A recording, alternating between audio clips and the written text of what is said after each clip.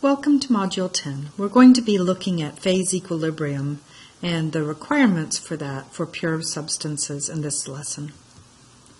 So our goals for this module will be to explain why Gibbs energy is commonly used to determine pure species phase equilibrium. And then we'll look at predicting the pressure of a pure species in phase equilibrium as a function of temperature using this Gibbs energy criterion and the fundamental relations. And then we will write and use the Clapeyron equation to relate pressure and temperature for the phase equilibrium. From that, we'll be able to derive the Clausius-Clapeyron equation and then use that as the basis for doing some calculations along with an Antoine equation to predict vapor pressures. So the rest of this course is really about equilibrium thermodynamics. Most of Thermodynamics 2 is going to be about equilibrium thermodynamics. Our relationship up until this point has really primarily been about systems that are undergoing a process, whether they're reversible or irreversible. Now we want to turn to a second major area of thermodynamics, which is systems at equilibrium. It might be phase equilibrium, it might be chemical reaction equilibrium. This module will deal with the first of these. So, as a reminder, we have Gibbs phase rule that says that the degrees of freedom for a system is 2 plus the number of components minus the number of phases plus the number of reactions. And in the previous lesson, we had considered pure substances with no reactions. And if there was only one phase, we found that the degrees of freedom is 2. So if I define, say, pressure and temperature, I should be able to predict the other values based on what nature has demonstrated to us. But if I have a two-phase system, the degrees of freedom is only 1, so I get to specify one variable. Very commonly, we would say specify what the temperature is, and then things like the vapor pressure are determined by nature.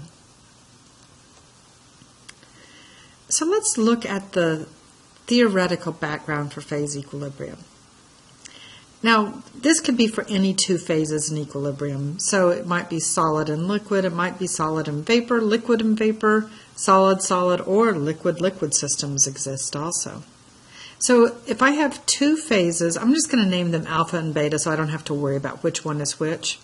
We will, by the end of this module, have reached some problems where we're looking specifically at liquid vapor systems, but this first portion here is true for any equilibrium system.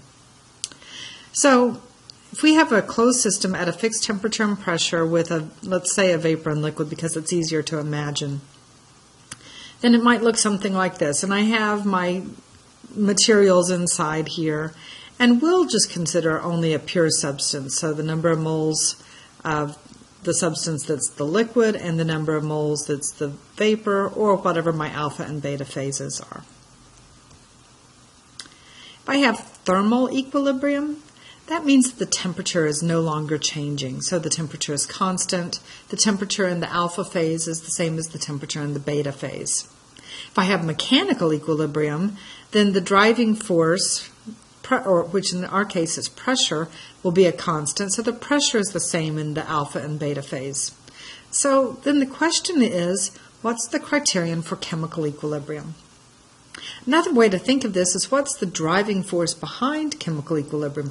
What makes things move from one phase to another? Is it the composition? That seems like that would be a great candidate, but just think about a water and air mixture.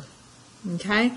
If you had the composition as the criterion, as the driving force, you would never be able to have, say, a pool of water in equilibrium with air that has water vapor in it. We would never have any rain. So composition isn't it? There's something else. So let's figure out what that is. Now, we have the first and second law of thermodynamics. Those are our primary tools. According to the second law, equilibrium occurs when entropy of the universe is at a maximum. Now, okay, so we have to have for a pure phase substance at equilibrium, two phases will exist if the entropy of the universe is greater for two phases rather than only one phase. I have to look, first of all, at entropy, which, okay, and of the entire universe. Seriously? There's got to be something easier. So let's go back to the relationships that we've developed between properties and measurable quantities. See if we can come up with something else, another way of casting this maximum entropy requirement. So if you look at the first law for a system with no work, so it's at mechanical equilibrium, then the dH is equal to whatever heat transfer change is happening. Okay? Assuming no kinetic or potential energy changes. Again, we're at equilibrium. Now, I know the second law, and I believe that it would be true, so that says that the change in entropy is greater than or equal to dQ over T. So temperature is always positive, thermodynamic temperature, so that means that dQ is less than or equal to TdS. So let's take our expression dH equals dQ and rearrange that to 0 is greater than or equal to dH minus TdS. Now, I'm holding this at equilibrium, right? So I have mechanical and thermal equilibrium. That means temperature is constant. So therefore, dH minus TdS would be exactly the same as the derivative or differential of H minus Ts. But that's the definition of Gibbs energy. By definition, G is H minus Ts. So therefore, that says that 0 is greater than or equal to dG at fixed temperature and pressure. So for a spontaneous process at fixed temperature and pressure, the Gibbs energy can decrease or it can stay the same. It can't ever increase. So what we have used here is something that relates entropy to Gibbs energy. And with my inequalities, I know that maximum entropy is the same as saying that I will reach minimum Gibbs energy. So what does that have to do with phase equilibrium? Let's assume, for the sake of argument, our substance is in two phases. If we're wrong, it's not a big deal because what we'll find is the mass of one of those phases will be 0, right? So if I do that, then the Gibbs energy of the entire expression is the number of moles in the alpha phase times the molar Gibbs energy of the alpha phase plus the number of moles of the beta phase times the specific Gibbs energy of the beta phase. And if I were to take the differential of that, well, then I have to use the product rule, so I end up with this expression here. But since it's the differential of G, I know it has to be less than or equal to 0. Now, if temperature and pressure are fixed, and G is a property of the substance, then dG has to be 0 at equilibrium.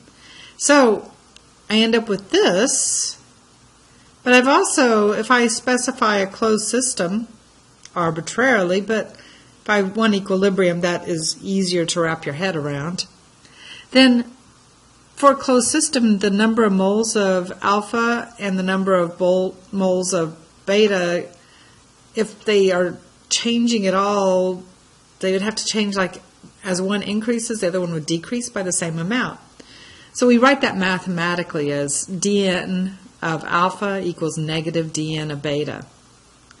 So that means that these are the same number but different signs, so I could factor that out.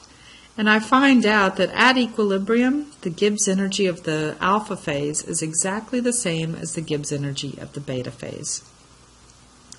This becomes our criterion for phase equilibria of a pure substance.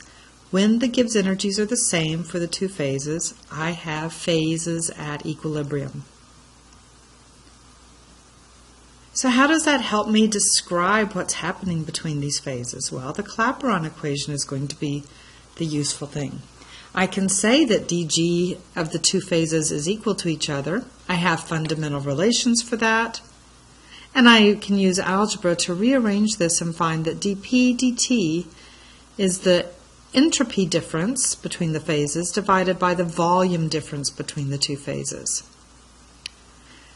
Entropy is always sort of an unfortunate choice, so let's use G is equal to H minus Ts. Solve that for S, rearrange, and I end up with dP dt is the enthalpy difference over the volume difference divided by temperature. And this is known as the Clapeyron equation. This is going to describe what is happening, the relationship between the phases for two phases in equilibrium. And it's all entirely theoretical and based on maximum entropy, which leads to minimum Gibbs energy. So we'll close this video here, and we will next look at how we can use this idea to calculate the vapor pressure of two phases in equilibrium.